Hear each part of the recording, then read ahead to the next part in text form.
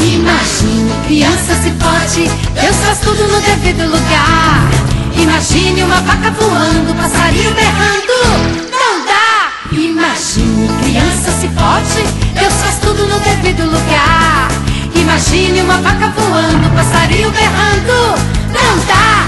Tem criança que só reclama, não concorda com o que é.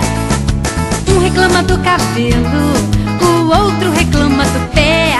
Aquele que é bem gordinho queria ser elegante. Imagine, criança, se pode, uma formiga carregar um elefante. Imagine, criança, se pode, Deus faz tudo no devido lugar.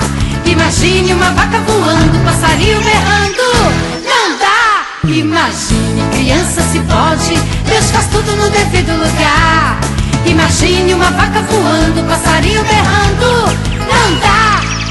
Deus fez as estrelinhas, colocou lá no céu pra brilhar.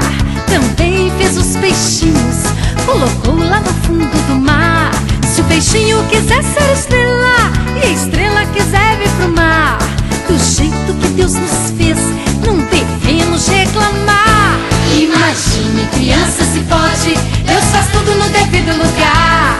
Imagine uma vaca voando, passarinho berrando, não dá. Imagine, criança, se pode, Deus faz tudo no devido lugar. Imagine uma vaca voando, passarinho berrando, não dá. Pode uma vaca voar, não dá. Pode um passarinho berrar, não dá. O peixinho pode ser estrela, não dá. A estrela pode vir pro mar, não dá. Do jeito que Deus nos fez, não devemos reclamar. Aprende então que tudo Imagine, criança, se pode, Deus faz tudo no devido lugar. Imagine uma vaca voando, passarinho berrando, não dá. Imagine, criança, se pode, Deus faz tudo no devido lugar. Imagine uma vaca voando, passarinho berrando,